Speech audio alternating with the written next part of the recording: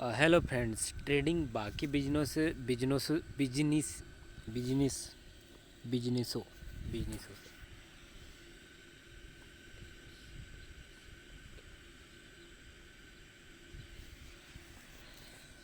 Hello दोस्तों, trading बाकी बिजनेसों से अलग क्यों है, हम आज इस वीडियो में जानेंगे।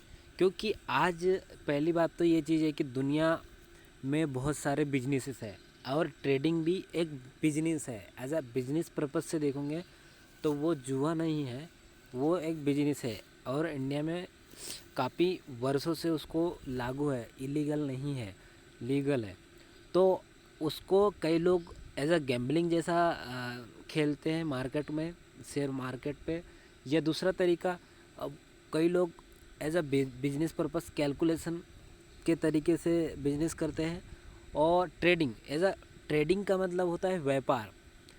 अगर आप ट्रेडिंग में इंटरनेट में गूगल में कहीं पे भी सर्च करोगे, ट्रेडिंग का मतलब सर्च करोगे तो वो व्यापार होता है, उसका मतलब व्यापार होता है। और व्यापार मतलब किसी भी चीज़ को खरीदना बेचना, यानी बिजनेस। तो बाकी बिजनेस से ट्रेडिंग अलग क्यों है, मैं आपको बताता हूँ। आज हम उसके बारे में जानेंगे। सबसे पहले चीज़ देखो, पहली चीज़ हम उसके बारे में जानने से पहले हम ये चीज़ समझ लेंगे कि अदर बिजनेस होते हैं जो भी हम देखते हैं कि बहुत सारे बिजनेस आप देखोगे ना। मैं बताता हूँ, जैसे एग्ज़ाम्पल हम बात कर लेते हैं। कोई भी बिजनेस, ये कंस्ट्रक्शन कंस्ट्रक्शन नंबर वन। बहुत सारे बिजनेस, अगर हम बिजनेस की गिनती अगर करेंगे ना तो बहुत सारे बिजनेस आ जाते हैं। एक कंस्ट्रक्शन बिजनेस हो गया, और मैन्युफैक्चरिंग बिजनेस हो गया,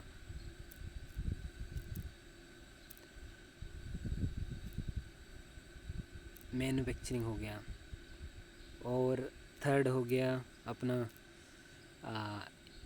कंस्ट्रक्शन हो गया, मैन्युफैक्चरिंग है।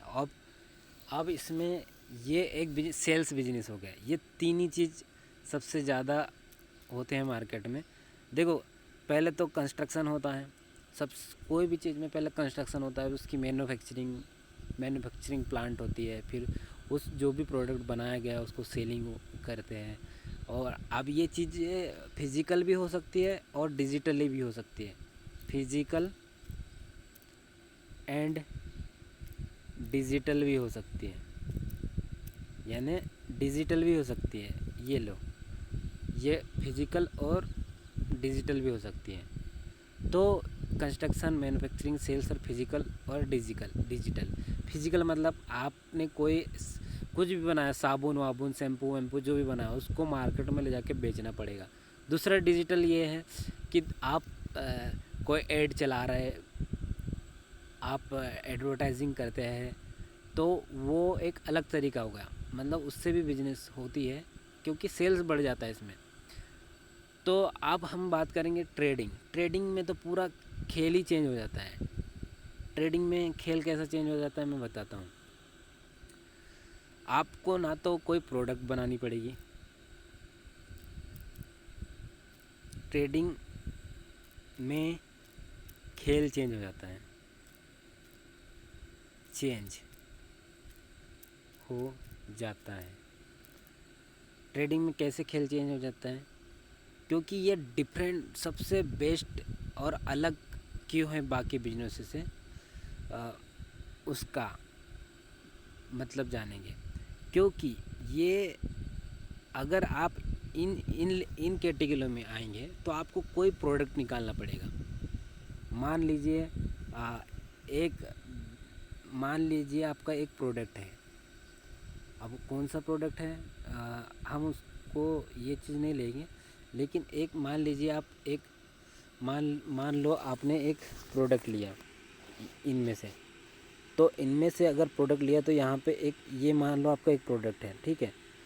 तो अगर मैं बोलूँ आपको कि ये जो प्रोडक्ट है आपका, ये आपका एक प्रोडक्ट है, तो डिफरेंट प्रोडक्ट ये है कि आपको ये मेन कंस्ट्रक्शन तो आपका हुआ है, मैन्युफैक्चरिंग से आपको प्रोडक्ट निकालना पड़ेगा, उसको फिर फिजिकल या डिजिटली रूप से सेल करेंगे तो यहाँ पे प्रोडक्ट बेचना पड़ेगा, सिंपल। और फिर उसके बाद लोगों को कस्टमर से बात करना पड़ेगा, उनको उनके साइकोलॉजी के माइंड को जीतना पड़ेगा, और उसके बाद आप पैसा कमाओगे। यानी आप सेल्स के लिए भी साइकोलॉजी का इस्तेमाल करोगे पैसे कमाने के लिए।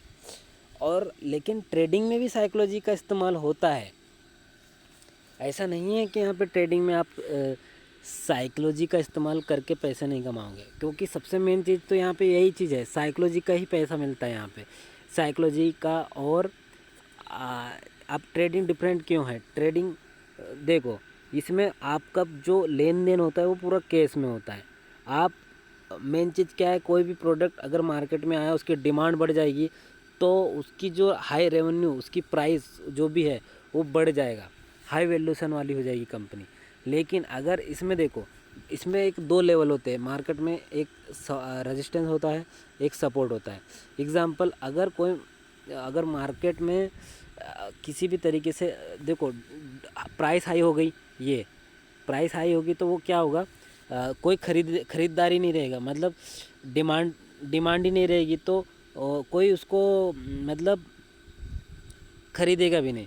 वो तो सोचेगा कि मैं सस्ता भाव में खरीदूंगा। तो स्मार्ट जो होते हैं वो सस्ता भाव में खरीदते हैं प्राइस को, क्योंकि वो एक अपन प्राइस में ही अपन भाव तय कर रहे हैं, क्योंकि प्राइस में ही लेन देन कर रहे हैं, तो अपने को क्या करना है, कम भाव में खरीदो। लेकिन ऐसा नहीं है कि मार्केट डाउन ट्रेंड में हो और आप खरीदते जा रहे हो, बिल्कुल नहीं।